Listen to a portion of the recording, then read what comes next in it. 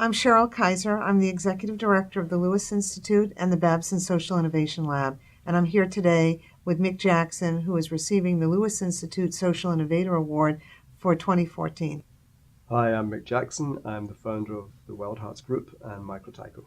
You have created a business by taking something that most people don't care where it comes from, but they need it more than ever. So you take office supplies and you actually sell them to people, and every penny of your profit goes to funding businesses and micro enterprises. So how did you think of that? I'm just curious, were you laying in bed and said, oh my God, this is brilliant. I can take something that nobody cares about the brand and I can actually then turn it into a business model that really, at the heart of it, is a foundation that can do the work I want to do. Tell me about it. Well, you expressed it beautifully. I don't do theory. I read a lot, I study a lot, but I think if you've got the idea right, you can make the most high-minded ideals or philosophies. If you get it right, you can express it in the most humble, simplest way, and that means you got it right. I always make it easy for people to get involved. So here's the thing about the why. I always give a little analogy. If your why isn't big enough, there's going to be obstacles, right? You know more than anybody know the way you teach it. Like, there's going to be obstacles. Things are going to go wrong, and you can't predict them. If those things become bigger than the why, they'll eclipse it. You'll lose your vision. You'll quit. That's it. Game over. The why has to be so huge that no matter what gets put in front of it, you can't lose sight of it. So I began to think. Here was my criteria, my values. I didn't want to ask for charity. Because one, it would be a bit of a hollow victory to get a donation and beat another charity and go, yeah, we beat the cancer people. It's not really something I could relate to. I didn't want that. Two, in my business mind, it wasn't sustainable. And three, I knew it'd get to the stage where my mates, and I knew a lot of people with money would go, oh, come on, man, I've already helped you. And that would just be a bit awkward, right? I didn't want that. So I wanted a sustainable model, and I had no idea social business was a concept. I'd never heard of it, but I wanted to create a vehicle that would create sustainable wealth. But I had another criteria, and I always used to do a lot of speeches in business, and I was amazed that when I would go to the developing world, the poorest people, and it's a cliche, but it's so true, were the most noble, happiest, richest in spirit, despite the fact that they were materially utterly impoverished, and yet the West, we're all walking about with skill on our face and feeling hard done by and a bit miserable. And then we have antidepressants amongst the most prescribed drugs and the social ills that we have. And I would do speeches and people would come up to me and say, I'd love to feel like that, but I'm just and they'd fill in the blank. And it was everything from office junior to chief exec. So I thought, wait a minute, so you're telling me that you do this, 40, 50, 60 hours a day, plus commute, and you feel it means nothing. My God, what is that doing to your spirit? You feel that what you do most of the time contributes nothing. Maybe that's why we have the issues we have in the West. And so that's called the poverty of the West, I've heard it called. I've heard it called very articulately the post-developed nation syndrome, which I think is a really good way of putting it. So I thought, what if you could tackle both? What if we could bring meaning to the simplest thing? There was dignity in the simplest act in the workplace. And I began to obsess about that. And one day I was sitting in an office. I was a very successful executive, a woman, a friend of mine, and I just looked around her office and said, how much do you spend on all this rubbish? And it was the magic word. She said, I have no idea. No idea. She knew who her lawyers were. She knew who her auditors were. She didn't give a damn where she got her paper clips and her pens from. Why would she? So she goes, wait a minute, where do we get our stuff from?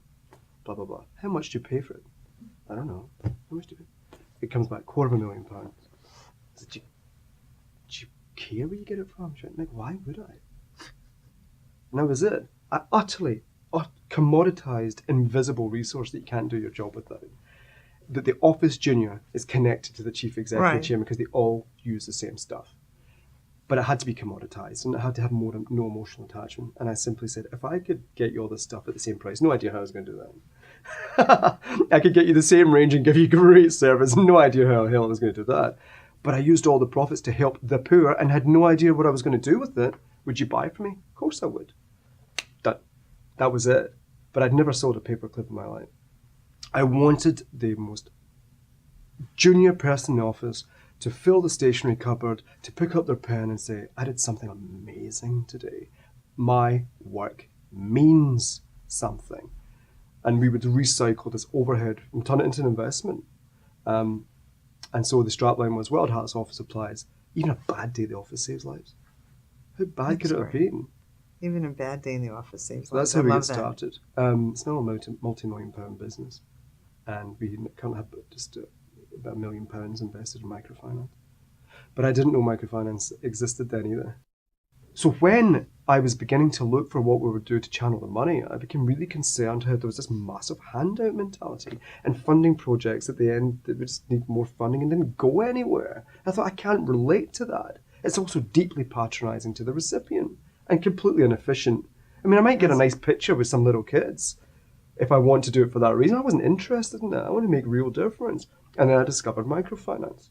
And I found out in microfinance that 75% of the world's population of women were completely excluded from the financial system. It's a financial apartheid.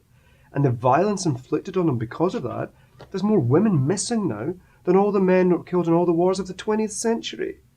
It's the moral crime of our age. You think, well, that's basically a fundamental injustice. And yet, if you lent these women money, even though they've got every reason to fail, every reason to feel they couldn't, they turned out to be the best people to lend to. Mm-hmm. What an inspiration. So some of my most powerful role models are women in the developing world who are carved out of stone, and all they needed was the chance. So before we close, what does social innovation mean to you? I think, and the media is particularly good at this, they're very good at portraying doom and gloom. But they should always at the end of the story say, oh, but let's not forget that humans are creative geniuses. And we've solved a lot worse in the past. And so social innovation is usually driven by someone who's intimately connected with the environment they're in, who has that massive passion. And the thing I love about the social innovators that I admire is that whereas people look at something with despair, they went, oh, it's okay, but I did this, turned it upside down, turned it around a little bit, and solved it. Right. And therefore, the problems of the world don't intimidate me or fill me with the despair that maybe they would have, because I know there's somebody out there with a fire in their heart that's going through entrepreneurial thinking, solve it in a way that people could never have imagined. Right. And it'll just be one of those things in the past that doesn't bother us anymore, but it bothered the people that were going through it. Look at the diseases that have been cured. Look at the issues that have been addressed. So I think if we say just let the human spirit go, applied by entrepreneurial thinking, driven by passion to help humanity, and all of a sudden those problems don't look so scary. Oh, that is great. Well, I can't tell you how exciting this is to be here with you today in a few minutes to celebrate you. And I never get tired of hearing your story. You're an amazing social innovator, and we're really honored to have you at Babson. So thank you so much. Thank you very much. Thank you.